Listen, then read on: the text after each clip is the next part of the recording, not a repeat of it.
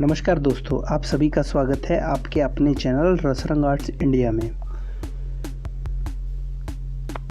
आज की इस वीडियो में हम राजस्थानी कला के मेवाड़ शैली के बारे में डिस्कस करेंगे। मेवाड़ शैली को उदयपुर शैली के नाम से भी जाना जाता है। मेवाड़ शैली के कलाकारों की भारतीय इतिहास को अतुलनीय देन है। मेवाड़ शैली का प्रमुख केंद्र उदयपुर था, जो कि मेवाड़ राजाओं की राजधानी थी। उदयपुर का राज दरबार कला और कलाकारों के लिए सदैव खुला था और सदा ही उदयपुर के राज दरबार ने कलाकारों को आश्रय दिया। यही एक प्रमुख कारण है कि शुरुआती राजस्थानी चित्र मेवाड़ शैली से संबंधित हैं। इनमें मेवाड़ शैली का स्थान सबसे ऊंचा है। यहाँ के राजाओं ने सदा ही अपने धर्म, संस्कृति एवं स्वतंत्रता की रक्षा के लिए मुगलों से लोहा लिया। इन राजाओं ने हमेशा कला, साहित्य, संगीत तथा भवन निर्माण कला को हमेशा प्रोत्साहन दिया। महाराणा कुंभा बहुत ही बड़े विद्वान शासक थे तथा एक बहुत ही बड़े कला प्रेमी थे। राणा सांगा, इनका जीवन तो युद्ध करते करते बीत गया। कला का यह केंद्र बार बार विध्वंस होता रहा। मीराबाई, जो कि एक बहुत बड़ी श्री कृष्ण भक्त थी, राणा सांगा की ही पुत्रवधू थी। वैष्णव धर्म की उत्पत्ति और उन्नति इसी समय में हुई।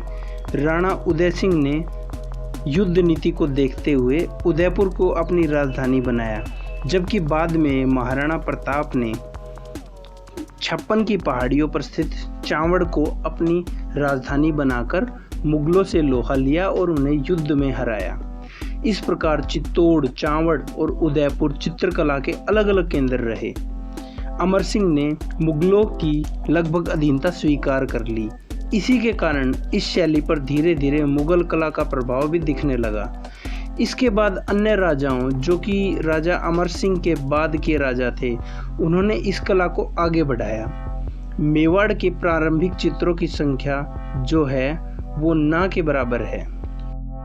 सबसे पुरानी कृति जो है उसको रूपासनाचरम कहा जाता है, जिसका प्रकाशन जो है वो विजय वल्लभ सूरी स्मारक नाम के ग्रंथ में हुआ है। यह अलंकारिक शैली में बनी हुई कृति है, जिसमें गुजरात और राजस्थान का प्रभाव देखने को मिलता है।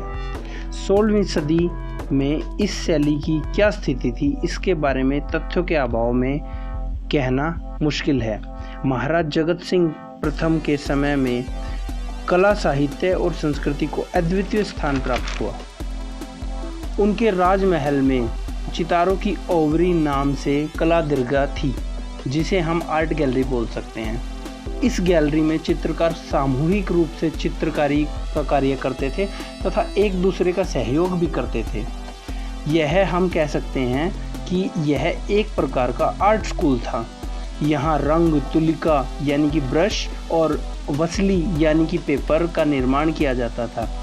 इसलिए उनके शासनकाल में काव्य रचनाओं को आधार बनाकर चित्रकारी की जाती थी। इसे तस्वीरां कारखाना भी कहा जाता था। रीति काव्य, भक्ति काव्य और राग रागनियों पर चित्र इसी काल में बने। इस टाइम पीरियड को मेवाड़ शैली का गोल्डन पीरियड भी कहा जाता है। इस काल की सचित्र भागवत पुराण की प्रतियां संग्रहालयों में संग्रहित हैं। इस समय में मुख्य रूप से महाकाव्यों और पुराणों को कला के रूप में चित्रित किया गया। राजा राज सिंह के उत्तराधिकारी राजा जय सिंह ने मेवाड़ चित्रकला को आगे बढ़ाया, लेकिन 18वीं शताब्दी के बीच में मेवाड़ शैली में राजमहल के वैभव को चित्रों में अधिक चित्रित किया गया।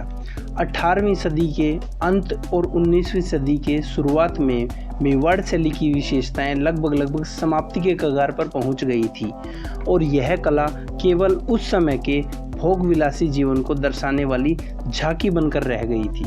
तो इस प्रकार ये था मेवाड़ शैली के बारे में। तो आप हमें कमेंट करके बताइएगा कि आप सभी को कैसा लगा वीडियो।